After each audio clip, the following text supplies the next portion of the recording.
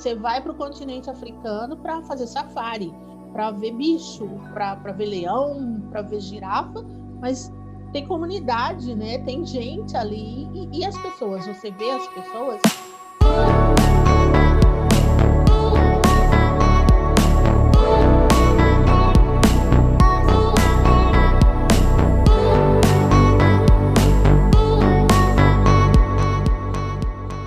Bem-vindas, bem-vindos a mais um episódio de Abrindo Caminhos, o podcast para quem busca ser a melhor versão de si mesmo.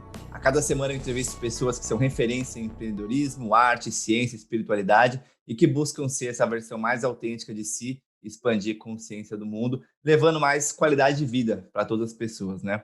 E hoje eu tenho a honra de conversar com a Solange Barbosa.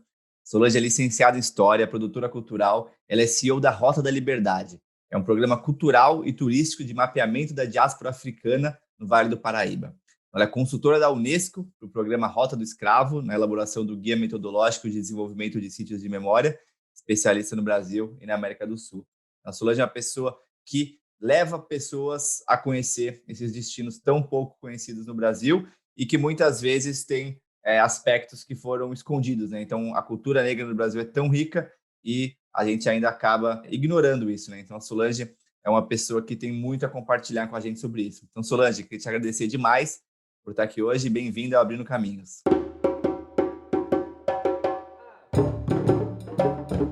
Eu queria que você começasse, Solange, me contando o que é turismo de base comunitária, quais são os benefícios, o que é turismo étnico, enfim, acho que esse assunto que você conhece tanto e é tão pouco falado, né? O afroturismo, aí já entrando na Rota da Liberdade, né? Então, eu queria que você te apresentasse contando um pouco esses termos, assim, o que é e o que eles significam na sua vida. Sou Solange Barbosa, CEO da Rota da Liberdade, programa cultural que já está aí na estrada há 15 anos, né? E a gente já começou o nosso propósito conhecendo o projeto da Rota do Escravo da Unesco, justamente de trabalhar com turismo de memória e trabalhar com o turismo de base comunitária. O que é o turismo de base comunitária? É aquele em que justamente a comunidade receptora seja a própria comunidade. Eles estão participando de todo o processo. São eles que nos dizem quando vão nos receber, o quanto vai custar nos receber e qual a experiência que eles vão nos oferecer. Diferente do turismo comum, em que você monta um roteiro, você chega num lugar e você faz o que tem que fazer sem interação com aquela comunidade ou com aquele ambiente no qual você está. É importante hoje, né? Eu vejo as pessoas viajam muito, viagem assim só para marcar no Instagram ali, né? Marcar para os outros, né? Então você está falando de um turismo que é uma imersão na comunidade mesmo, assim, é você entrar a fundo, né? E como é que é, assim, de fato, quão fundo é possível entrar no estilo de vida das pessoas, né? Da comunidade? Exatamente. Eu comecei a observar muito essa questão, né, quando eu estava no Quilombo da Caçandoca, em Ubatuba, que as pessoas têm uma praia, o Quilombo está numa praia, é uma comunidade tradicional que está numa praia, e as pessoas vão na praia e não interagem com aquela comunidade. Aí eu até perguntava para as pessoas: você sabe que você está numa comunidade negra tradicional? E as pessoas diziam: bom, nem sei o que é isso, não vi nada. Ah, não, vi umas casinhas ali. E aí o turismo de base comunitária vem fazer com que a comunidade se mostre e diga: nós estamos aqui, essa é a nossa vivência, esses somos nós, e nós precisamos ser vistos e ser respeitados, né, dentro desse contexto turístico. Uhum. Me lembrou quando eu estive na Chapada dos Veadeiros, no Quilombo Calunga. Então, conversando com as pessoas lá, eu via que a galera queria ir lá ver a cachoeira e tomar um banho, Santa Bárbara, uma cachoeira linda e ir embora, né? E eu lembro que fiquei numa troca assim de ideias e muito aprendizado assim. E para mim foi demais, as pessoas estavam comigo, adoraram também acompanhar essa conversa assim. Então vejo que é uma coisa tão gostosa para quem está viajando. Às vezes a gente vai para outro país e quer conhecer o estilo de vida das pessoas. E aqui no próprio Brasil, onde tem tanta coisa maravilhosa, a gente acaba não fazendo isso, né? Então, o trabalho que vocês fazem é maravilhoso. Eu queria saber como é que tá indo, assim, né? Como é que é a recepção das pessoas, como é que tem sido as viagens que você tem presenciado, acompanhado, e suas conversas, assim, com a galera. As pessoas têm esse interesse de conhecer mais fundo as comunidades, quais são os medos, os receios, por que não se faz mais isso, né? É uma coisa que é muito interessante. Uma das primeiras coisas que a gente tem que fazer com esse turista é justamente educá-lo no sentido de ouvi-lo. Quais são os seus medos, o que que ele pensa sobre aquilo, e ensiná-lo também que ele não está, porque isso no Brasil é uma coisa meio recorrente, o tal do destino exótico, né? O continente africano vivencia isso. Você vai para o continente africano para fazer safari, para ver bicho, para ver leão, para ver girafa, mas tem comunidade, né? Tem gente ali e as pessoas. Você vê as pessoas, você sabe que as pessoas estão ali naquele ambiente, então, a gente começa com esse processo de incentivar o turista a perceber que ele vai se relacionar com pessoas. E essas pessoas vão mostrar para ele coisas que são assim inimagináveis para ele, né? No sentido de conhecimento tradicional, de gastronomia, da própria fala das pessoas. Imagina você conversar com um senhor de 82 anos que chega e diz assim, né, que é o caso do seu Zé Pedro, mostra uma roda d'água que tem 150 anos, porque foi o avô dele quem começou aquele processo, e dizer, olha, eu sou engenheiro porque eu sei consertar essa roda. Meu avô era engenheiro porque ele soube colocar essa roda para funcionar. Então, você tira da pessoa aquela coisa, né? Ah, eu vou conhecer pessoas simples, pessoas não alfabetizadas. Ah, eu vou conhecer pobre pessoas. Não, você vai conhecer as pessoas mais ricas do mundo e que com certeza vão transformar a tua vida e o teu modo de olhar para a Me vida. lembrou até uma frase do Bob Marley que eu vi esses tempos, né? Que perguntaram para ele se ele era uma pessoa rica com muito dinheiro, né? Ele falou assim: sou uma pessoa rica, mas não é porque eu tenho muito dinheiro, né? As pessoas associam muito isso, né? A única riqueza vem como um acúmulo de dinheiro, né? E tem tantas experiências que as pessoas têm para compartilhar, pessoas que vivem em estado pleno, em estado de muita felicidade. Isso eu pude ver na África também, né? A gente estava conversando um pouco sobre essa minha viagem, né? De 6 meses pela África, a alegria das pessoas de viver mesmo. E aí tinha gente, eu via que chegava lá, brincava um pouquinho com as crianças para tirar uma foto e já saía de lá, passava álcool gel, assim, então eu via que era muito triste isso mesmo, esse turismo zoológico, assim, né? Deixa eu ir lá para ver essas pessoas negras e pobres como elas vivem, porque eu é isso que me dá prazer mostrar para as outras pessoas, eu interagindo com elas, mas assim, só uma foto ali, muito frio, assim, uma coisa muito triste, assim, né? Eu queria saber como é que você vê isso mudando, você vê as coisas evoluindo para a gente ter um turismo mais responsável, assim. Sim, na realidade, eu não sei nem se isso está mudando ou se também esses turistas estão sendo reconhecidos, né? Porque quando você pensa em turismo de massa, você pensa que todo mundo quer fazer turismo de massa.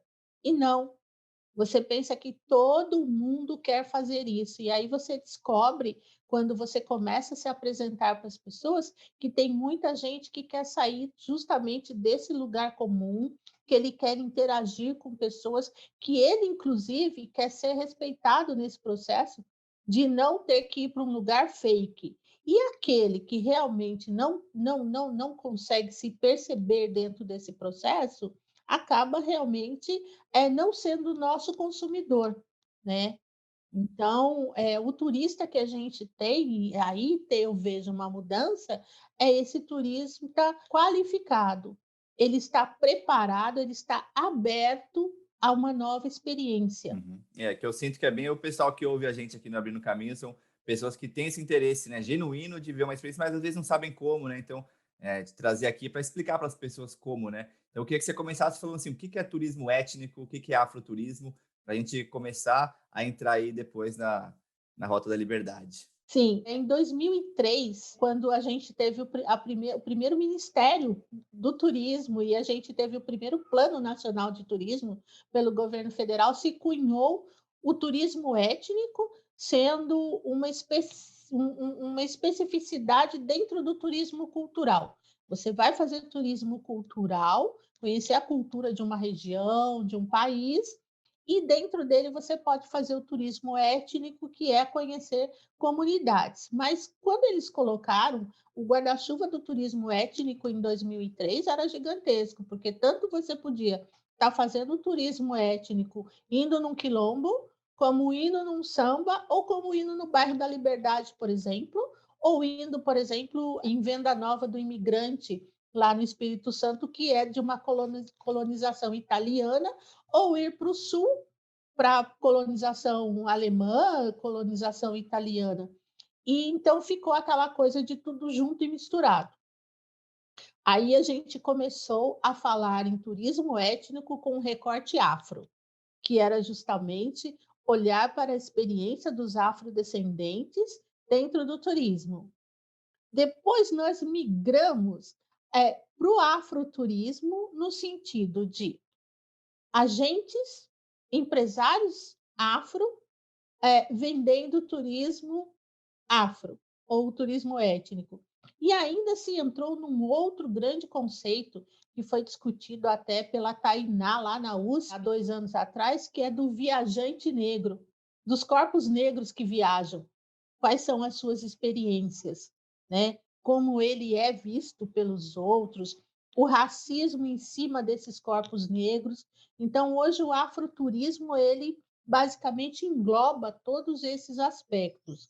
As comunidades negras tradicionais, que são o objeto do turismo, do afroturismo, o empresário negro que vende esses produtos, né, e que tem uma relação diferenciada com essa comunidade do que um empresário não negro, e o viajante negro, quais são as expectativas dele ao comprar um produto que é basicamente racializado, ou seja, você vive uma experiência num ambiente afro.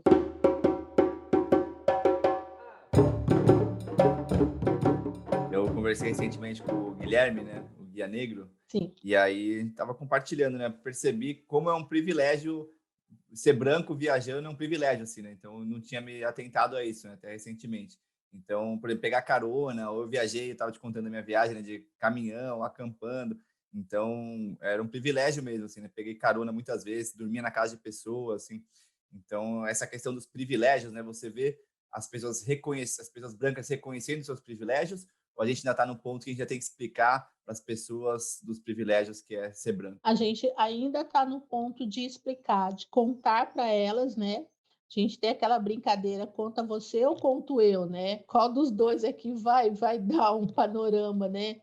A gente pensa, por exemplo, na experiência do viajante negro, como esses corpos são invisíveis, ou como eles sofrem o preconceito. Você pensa, por exemplo, no mundo do trabalho, você pensa nos corpos negros no mundo do trabalho turístico. Eu pego, por exemplo, um hotel. Você chega no hotel, você não vai ter contato com um recepcionista ou com uma recepcionista negra, porque ela vai ter que ter uma interação com você, vai ter que falar, ela vai falar idiomas com você, mas ao mesmo tempo você vai ter um porteiro que pode ser negro, porque para o porteiro você não precisa nem cumprimentar ele se você entrar, né? Ele simplesmente está ali numa posição de serviçal, ele abre a porta para você. Isso no hotel mais chique, né? Porque geralmente os hotéis têm as portas automáticas, mas existe um outro ser invisível dentro do hotel, que é a camareira.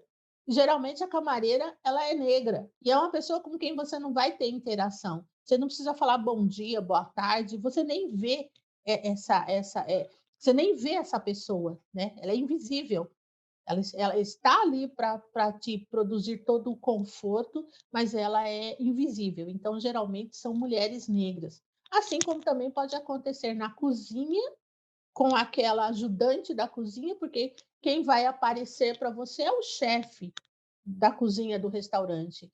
E não é um corpo negro que vai se apresentar para você, com raríssimas exceções. Então, existe todo esse apartheid no mundo do trabalho do turismo. Então, você também não vai ver muitos empresários negros vendendo o que já está começando a modificar. A gente tem uma geração muito bacana aí, né? Pessoal da Plana, Blackbird, pessoal no Rio de Janeiro, Rio Encantos. Você já tem vários empresários e empresárias negras aí aparecendo, como é o caso da Diaspora.black. Que bom que estamos conseguindo mudar, né? Eu lembro que quando eu estava na África do Sul também, eu percebia que o gerente, geralmente, dos restaurantes, assim, era branco, e aí você ia para cozinha, eram negros, né? Então, ali eu percebi isso bem claramente. No Brasil, ele é um pouco mais farçado, assim, né? Eu vejo esse racismo estrutural mesmo, né? Foi até o tema da conversa que eu tive com a Selma Dealdina aqui.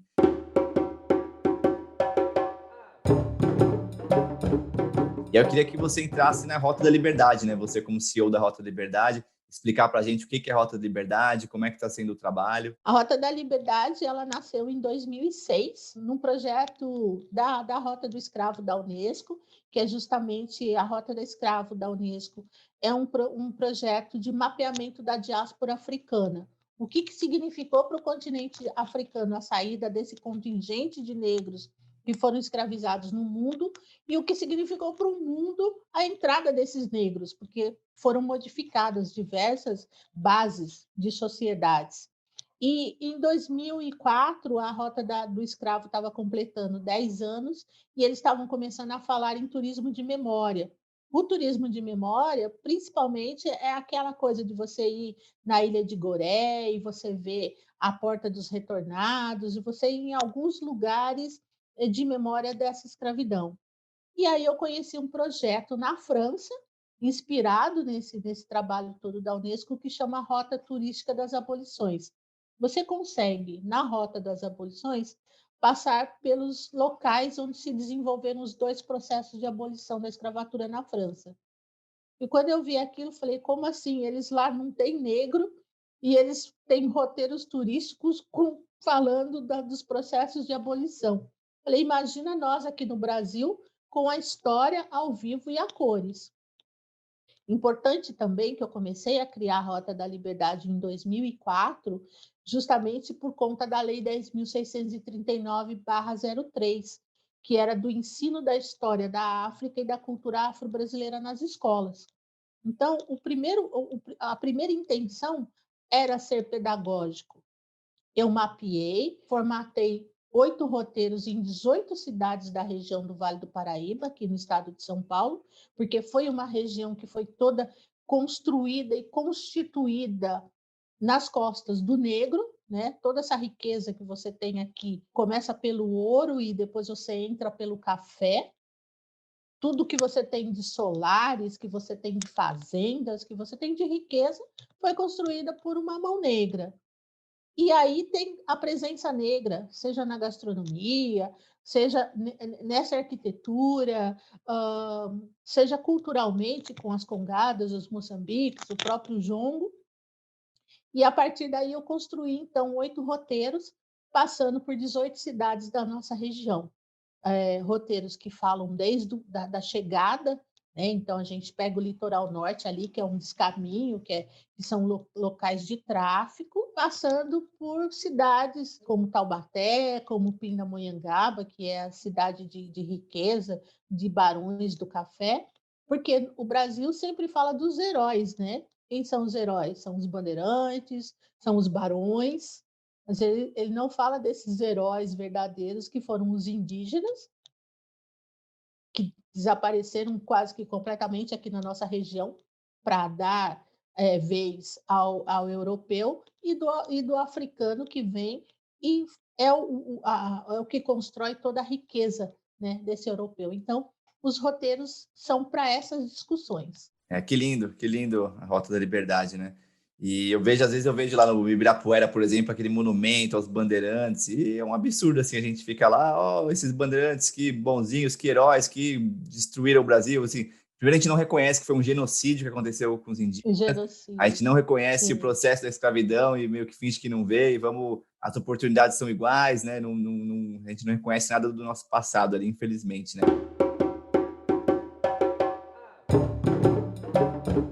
Você falou alguns destinos, né? Eu queria que você trouxesse um pouco quais você acha que é dois destinos assim que para começar ou para quem quer dar o primeiro passo aí para ter esse conhecimento. Eu já estou querendo assim, qual que seria um primeiro destino para fazer essa viagem? Você sabe que lá em São Paulo, o contraponto que eu faço ao monumento às bandeiras é levar as pessoas dentro do Museu Afro, né? Que tem no Parque do Ibirapuera, porque daí as pessoas têm um choque de realidade. Aí a gente vai ser bom, então vamos contar um outro lado da história. Litoral Norte, eu acho que ele tem uma coisa muito importante quando você quer fazer essa imersão na Rota da Liberdade. Em Ubatuba eu tenho o Quilombo da Fazenda, né? Ubatuba é uma cidade que tem 5 comunidades quilombolas, 2 extremos da cidade. Eu gosto de levar as pessoas no Quilombo da Fazenda para elas conhecerem a Roda d'Água. A Roda d'Água, ela tem mais de 50 anos. E aqueles quilombolas tiveram que lutar para estar ali. E hoje eles têm uma roda d'água de 150 anos, que é um cartão postal, mas eles não podem produzir farinha, porque eles não podem plantar mandioca dentro do parque, porque é o Parque Estadual da Serra do Mar. Eles podem ter agrofloresta, mas eles não podem fazer aquilo que eles sempre fizeram, que foi produzir a sua farinha. É essa opressão do sistema sobre o corpo negro, sobre a comunidade. E mesmo assim, toda aquela resistência, toda aquela potência que o quilombola te mostra, quando você tem, por exemplo, extremos, né? Você tem o seu Zé Pedro, ele tem 82 anos, e é um encantamento puro você conversar com aquele homem. Você tem a Laura, que estava grávida do filho mais novo dela, do Cristiano, e teve a casa dela derrubada pelo governo do estado de São Paulo quando eles resolveram transformar aquilo num parque.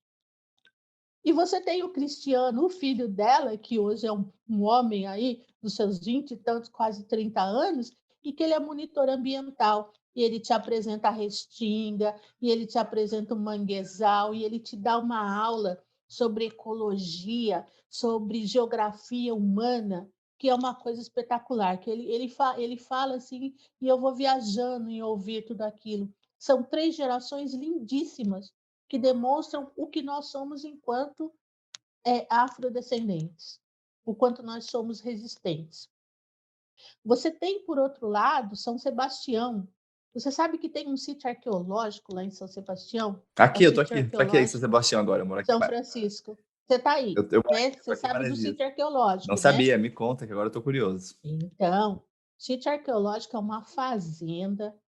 Há 15 anos atrás, a prefeitura, com helicóptero procurando lá invasão alguma, encontrou uma clareira. Eles encontraram uma antiga fazenda que era de tráfico de escravos. E aí eles vão lá e encontram um complexo. Eles têm lá a captação de água, porque lá era um engenho. E ele está a 300 metros acima do nível do mar. Então você vê tudo, você vê Ilhabela, você vê São Sebastião, mas ninguém te vê. E era o lugar ideal de um traficante de escravos, de escravizados. E por onde eles entravam? Eles entravam pela Ilha Bela. Eles entravam pela Ilha Bela, né? Os navios atracavam na Ilha Bela.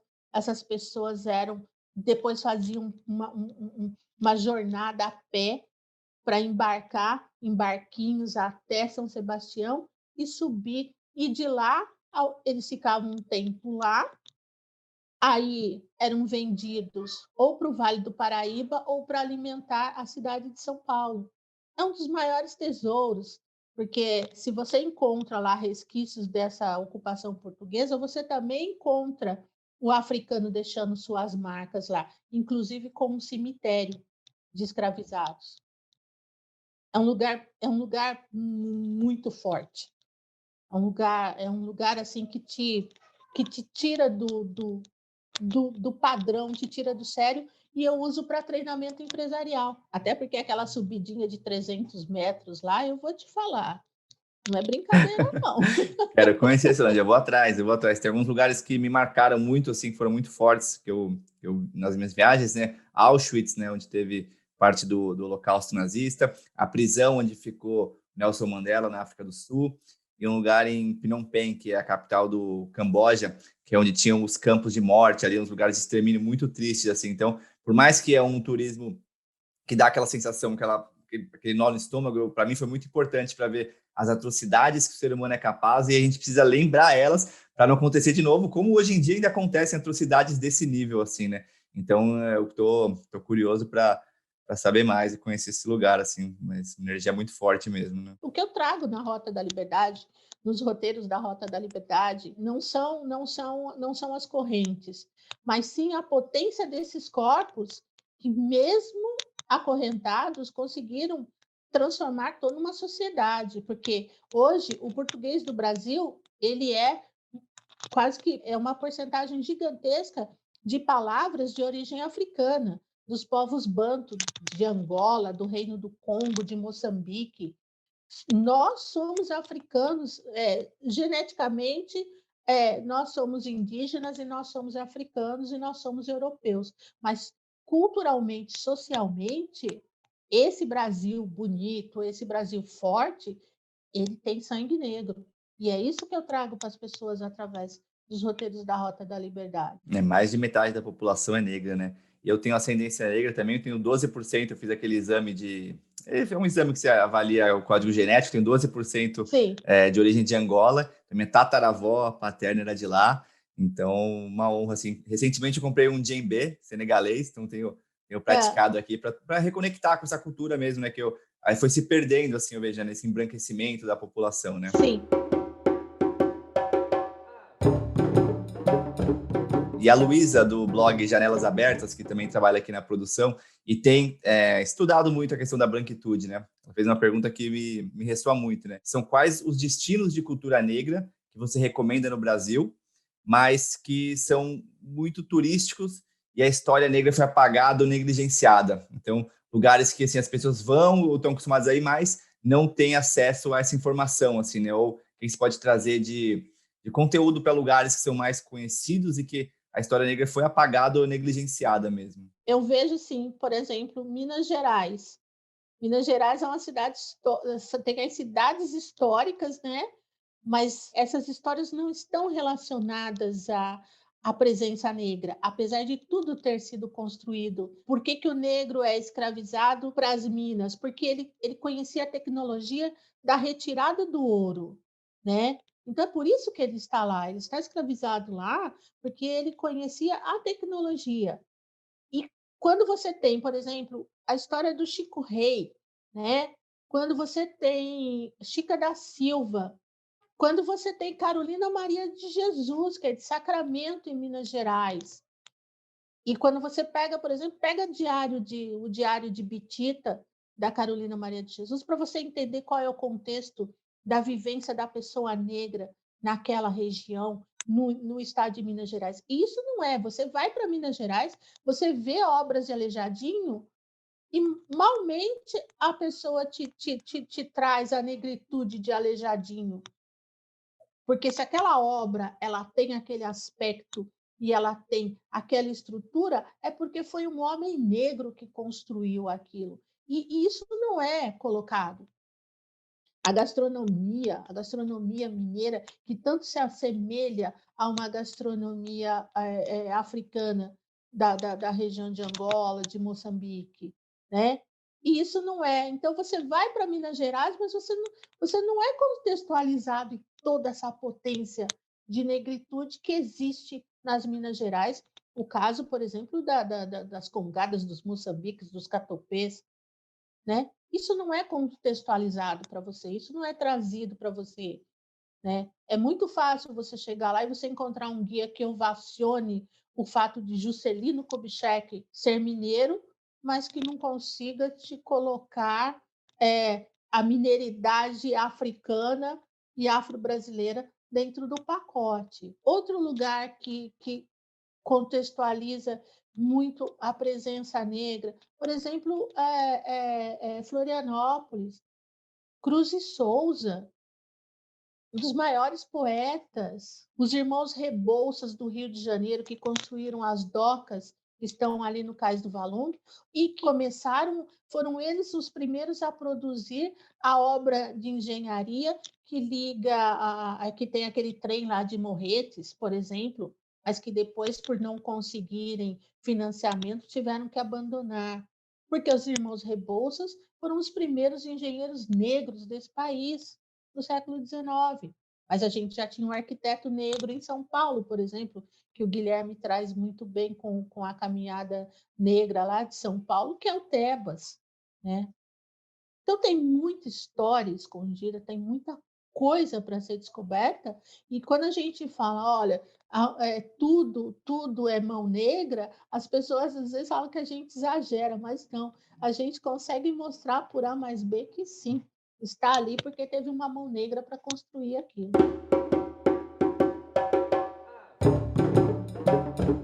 E aí queria voltar num assunto que a gente estava falando no começo da conversa, né, que sobre os quilombos e como visitar lugares como quilombos de forma respeitosa, né, sem tratar como um zoológico humano, assim, né? Então, o que que você tem de guias para falar seja quem vai viajar com você ou quem vai viajar para lugares e não sabe muito bem como se comportar, né? Até a questão, até eu discuti com a Selma no podcast aqui, né? Questão de falar negro, preto, né? Então, as pessoas têm muita dúvida de como agir, como se comportar, né? Porque que você tem como guias gerais, assim, seja para visitas de lugares como quilombos ou turismo étnico como um todo? A primeira dica é contratar empresas, empresários que estejam envolvidos com essas comunidades, ou muitas comunidades hoje já estão vendendo o seu produto elas mesmas, né? A gente tem, por exemplo, tem Rota da Liberdade na Bahia, tem a Rede Batuque, tem o Circuito Quilombola Paulista,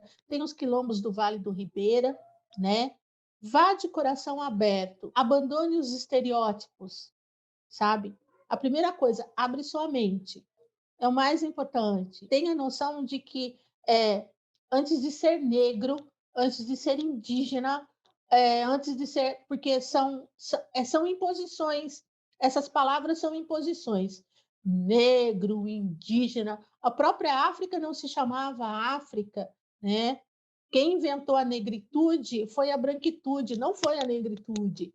Então, se você conseguir já se abrir sua mente para essas coisas, você já vai estar aberto para conhecer pessoas. Pessoas que têm uma cultura diferente de você, porque elas são herdeiras de uma cultura diferente da sua, mas que são pessoas como você. Então, a gente no Brasil que se orgulha aí de uma origem nórdica que nós nem conhecemos, nós nem sabemos. Nós não conhecemos, por exemplo, a cultura nórdica, que a gente tanto se ufana, né? Então, pensa, abre sua mente e diz: eu estou saindo daqui para conhecer pessoas que com certeza vão me oferecer o melhor delas, e vai ser uma surpresa, com certeza. Quando eu passei minha lua de mel numa comunidade indígena, no Xingu. E aí, o que eu comecei a perceber, assim, que as pessoas têm muito esse lance do estereótipo do indígena, por exemplo. Ah, se o índio está usando celular, ele não é índio. Se ele está de calça jeans, ele não é índio. Então, e o quilombola, eu vejo que tem ainda mais uma derivada ainda, que assim, mas é um negro que era da África, que não é essas terras. Então, assim, é tanta ignorância em relação aos quilombos, né? Que é uma parte tão importante do nosso Brasil, máximo que eu aprendi na escola, por exemplo, Quilombo, Zumbi e Palmares. É tão ignorante assim que o modelo educacional ensina sobre essa história, né? Então, queria que você trouxesse um pouco essa questão, assim, né, do modelo educacional mesmo que a gente tem e como a gente pode ser aliado nessa mudança, né? O modelo educacional brasileiro foi um modelo que só quis privilegiar uma história de sucesso, né? Ninguém conta para você que dos 100 caras que chegaram no navio em 1500 e em 1500 aqui, pelo menos 80% era de bandido, era de degredado. Tinha bandido e tinha degredado. Primeiro porque o degredado, muitas vezes, ele tinha sido degredado simplesmente porque ele roubou uma tigela de leite lá e você está condenado. A história do Brasil é uma história de vencedores, mesmo que esses vencedores não tenham vencido nada, mesmo que esses vencedores tenham destruído, né, chacinado, como os bandeirantes fizeram. E também conta a história dos derrotados. Quem são os derrotados? O racismo criou no Brasil um sinônimo: preto ou negro é sinônimo de escravo ou de descendente de escravo. Acabou aí, né? Quem são os escravos? Os escravos são os pretos. Acabou a história. Quem são os pretos? Os pretos são os boçais, os pretos são os que não sabem nada, os pretos são os que não têm conhecimento, esquecendo, por exemplo, a primeira geração de negros que conseguiu entrar na escola foi na década de 30 do século XX, porque antes o Estado impedia os negros de terem acesso à educação.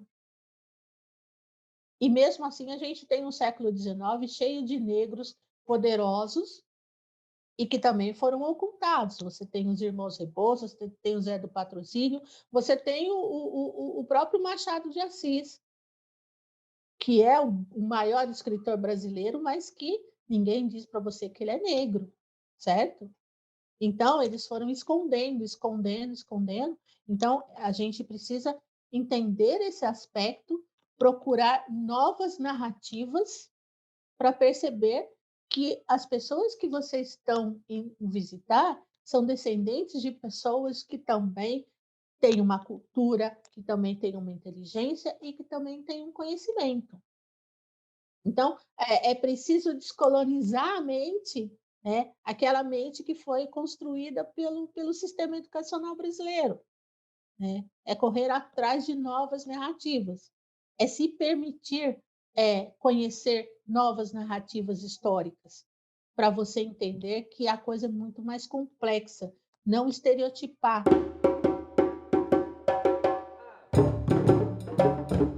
Eu queria trazer essa questão do turismo responsável, né? A gente falou um pouco sobre o que fazer e como se comportar, mas agora, recentemente, o governo brasileiro lançou esse selo turismo responsável aí, né? Por causa da pandemia. Quer saber qual que é a sua visão sobre esse selo especificamente e sobre o que é um turismo responsável de fato? O Ministério do Turismo foi muito mais pontual, né, na questão do selo, colocando a responsabilidade do turista ou a responsabilidade do prestador de serviço, mais com questões de prevenção. É o álcool gel, é o protocolo, é o hotel com protocolo para receber, é o hotel é o guia com protocolo para fazer o guiamento. Na realidade, o selo foi voltado mais para colocar condições para o prestador de serviço, para que o turista se sinta confortável no seu passeio. Mas também não dá muita responsabilidade para o turista, não. Né? Olha, eu estou lá com o selo de turismo responsável, mas eu, como guia de turismo, também tenho que dar uma educadinha no turista, na responsabilidade não só com a prevenção, mas também com o espaço. E aí entra o turismo responsável com uma amplitude muito maior. A sua responsabilidade é com o ser humano que está trabalhando para você, que está te proporcionando a realização de um desejo seu de consumo. A responsabilidade é com você também. A responsabilidade é com as comunidades ou com qualquer local em que você esteja se relacionando turisticamente. É aquela coisa de respeitar os profissionais dentro dos meios de hospedagem. É a responsabilidade, por exemplo, de não ir num lugar como a Serra da Capivara, largar lixo e ainda pichar o negócio. Isso não é turista. Esse não é um turista responsável. A gente vê Capitólio, por exemplo. Capitólio hoje é um dos maiores exemplos de turismo totalmente irresponsável. Como você pode pensar que você vai parar um ônibus na beira de uma rodovia, vai descer 40 pessoas escorregando pelo barranco abaixo para poder se enfiar dentro do rio? Você já empesteou o rio, você já levou sujeira, a pessoa leva sujeira, deixa sujeira, a cidade não tem estrutura para receber esse turista, e aí as pessoas reclamam ainda, falam mal da cidade depois. Isso não é ser responsável. Responsabilidade com o turismo é isso, é entender qual é o seu papel para manutenção e preservação daquele espaço. Porque está todo mundo indo, será que eu realmente também tenho que ir? Isso aconteceu há muitos anos com Bonito, né? Bonito estava sendo destruída, porque as pessoas estavam indo, responsabilidade de contratação de um guia, de um monitor ambiental, por exemplo, para que a gente não tenha casos de pessoas morrendo no meio do mato, simplesmente porque ela não quis contratar um profissional para ir com ela, e ela morre porque ela se perde. Responsabilidade com o turismo é isso. Responsabilidade de entender os processos, entender as comunidades, entender qual é o seu papel, que você pode ser um agente de melhoria de situação de uma região, de uma comunidade, ou você pode ser aquele vetor do não desenvolvimento, porque muitas vezes um turista irresponsável que vai de uma forma irresponsável abordar uma comunidade, por exemplo, já que a gente está falando de turismo de base comunitária, é aquele que vai fazer com que a comunidade pense: turismo é uma coisa que nós não queremos. Turismo é uma coisa que nós não gostamos, porque o turismo degrada. Você pode ver o movimento de várias cidades, vários destinos europeus que começaram a detestar o turista e a dizer: não venha para cá, nós não te queremos aqui.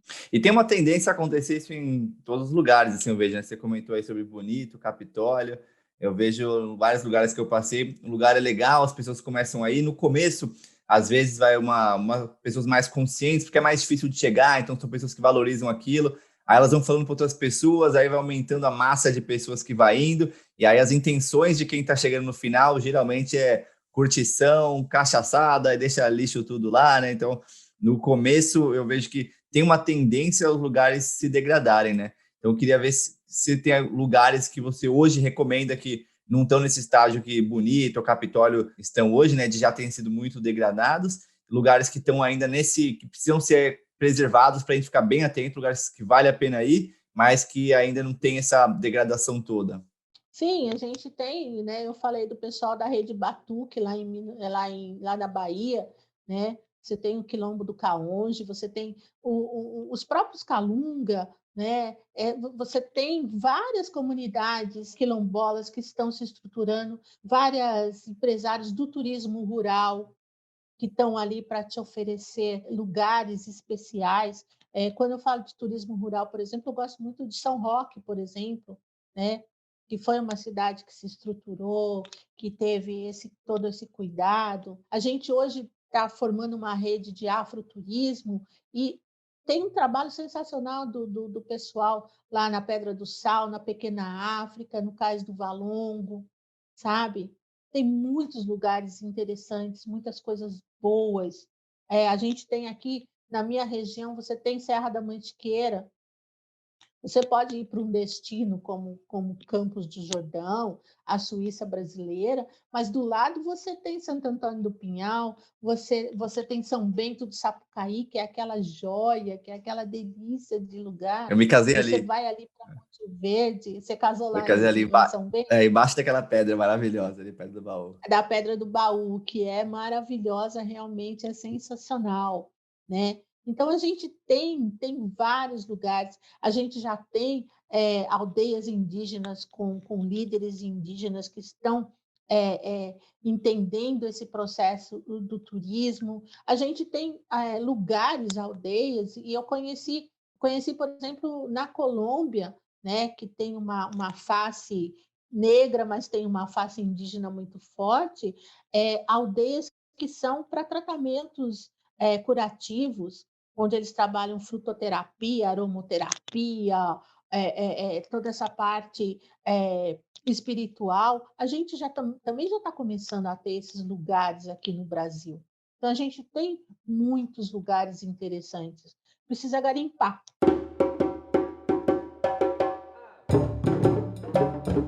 E aí, falando ainda sobre essa questão do turismo, como é que, na sua visão, o turismo pode ser antirracista, né? Pode ser, de fato, um mecanismo de transformação, né? Não um mecanismo de que aumenta o problema, mas como é que pode ser como é que você acha que o turismo pode ser antirracista? Eu vejo que, primeiro, as pessoas precisam ter muito claras dentro de si se elas são racistas ou não. Elas não se descobrindo racistas, elas podem adotar o papel de também serem antirracistas, denunciando a violência contra o negro, não só no ambiente turístico, mas no ambiente social, buscando ser parceiros dos negros que estão aí, que são empresários. A gente teve um tempo que as pessoas diziam assim que elas iam dar voz aos negros. Davam voz, mas não ouviam. Hoje, a gente não quer mais voz, a gente quer diálogo.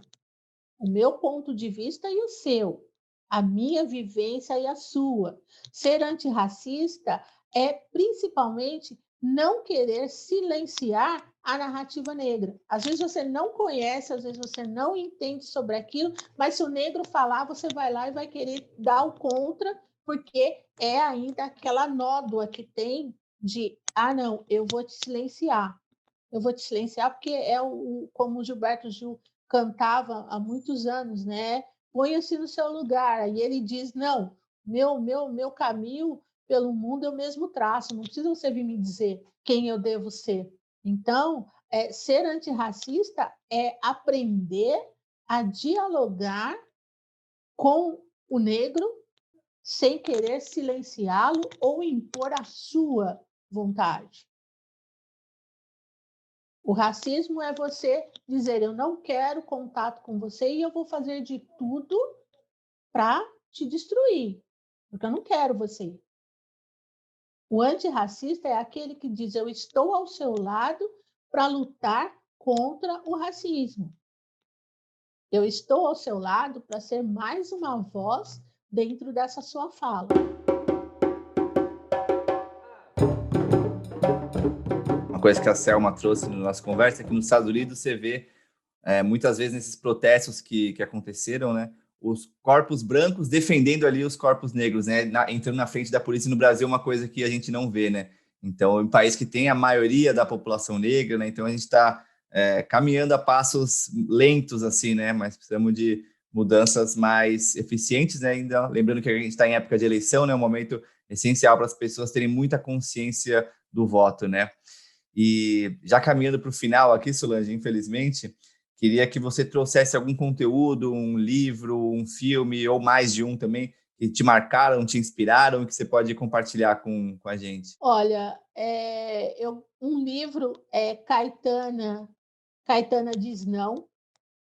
Um outro livro é Balas, Flores e Votos, que conta, que fala justamente dessa coisa de antirracismo. O século XIX, o José do Patrocínio produzindo peças teatrais, trazendo uma grande diva da ópera para dentro desse espetáculo, arrecadar fundos para comprar liberdades.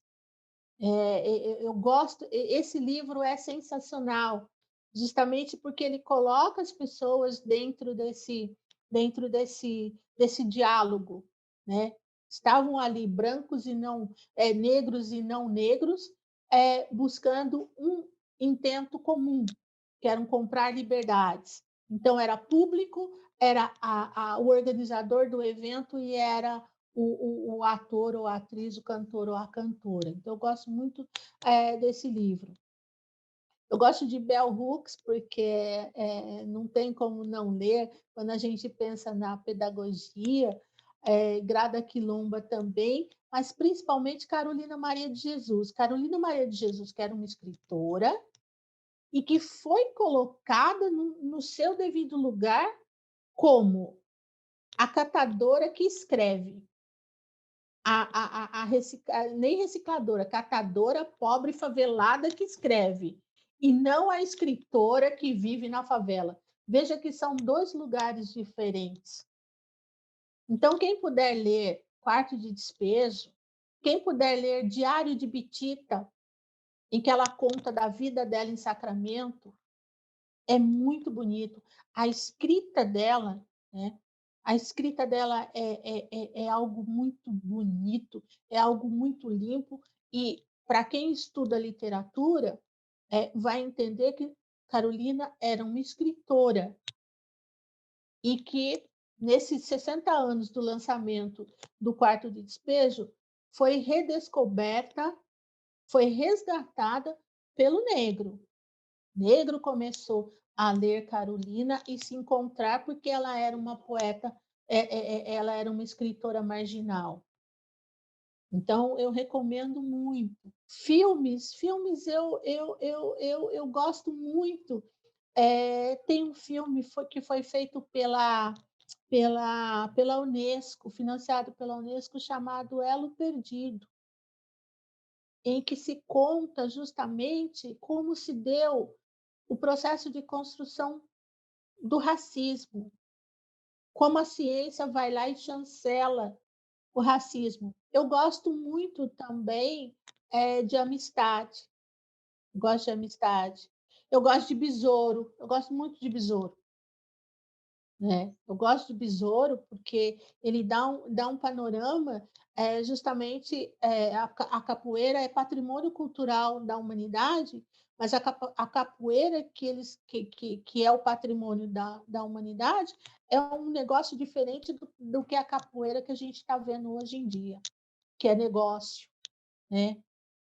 Que está em tudo quanto é academia de bacana, para aparecer, né? Olha, capoeira não é cultura, capoeira vou te botar numa boa forma física usando a capoeira, como ela é muito maior do que isso. Então, eu acho muito interessante assistir Besouro. Mas a gente vai colocar esses links todos aqui. E queria também que você falasse como é o melhor jeito das pessoas te encontrarem, de conhecerem Rota da Liberdade, redes sociais, o site, que a gente vai colocar todos os links aqui também.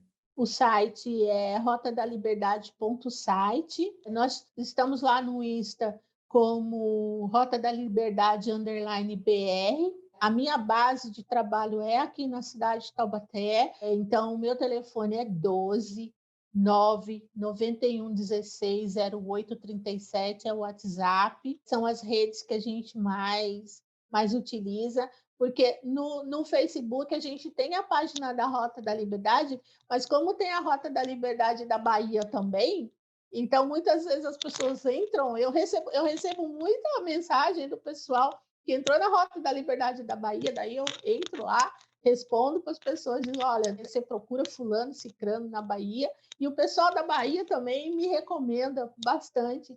Então, no Facebook, às vezes acontece essa...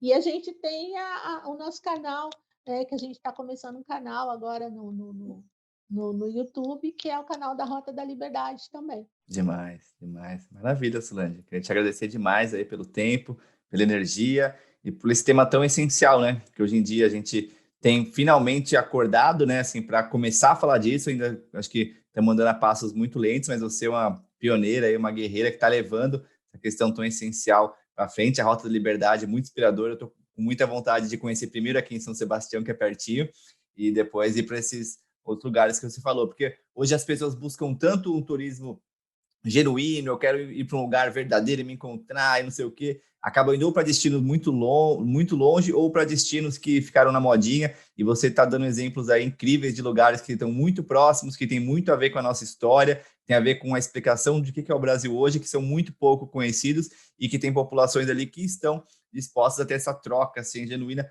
com pessoas como você ajudando, intermediando isso. Então, uma honra ter trocado essa ideia contigo e te agradeço demais. Eu que agradeço, foi muito bom conversar com você. Queria te dar os parabéns aí. Sensacional esse trabalho que você vem desenvolvendo. É muito bom para a gente poder ouvir as pessoas, a gente se inspirar, né? E você traz essas pessoas, você inspira e traz pessoas que realmente inspiram a gente. Então, também quero te agradecer pelo seu trabalho e te parabenizar por ele. Gratíssimo, de coração. Obrigado. Aí estamos conectados.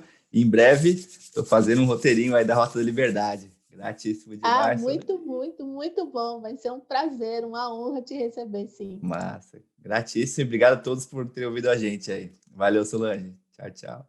Valeu, gente. Muito obrigada. Tchau, tchau. Gratíssimo por ter escutado a gente. A cada semana eu entrevisto pessoas que são referência em empreendedorismo, arte, ciência, espiritualidade e que buscam ser a melhor versão de si mesmas. Se você gostou desse episódio, compartilha com alguém que possa gostar também. A gente é uma produção independente, a gente quer levar essas pessoas com pensamento disruptivo e que trabalham em questões que realmente importam, né? Pessoas com estilo de vidas diferentes e que inspiram e que também precisam dessa divulgação. Então, Abrindo Caminhos é uma produção independente, então a melhor maneira que você pode ajudar com sua visualização, com seu comentário, com seu compartilhamento. Então, siga a gente no Spotify, siga a gente no YouTube, se inscreve no canal, comenta no iTunes, comenta no YouTube, comenta no meu Instagram. Quanto mais feedback vocês trouxerem, melhor pra gente. Então, gratíssimo e até semana que vem.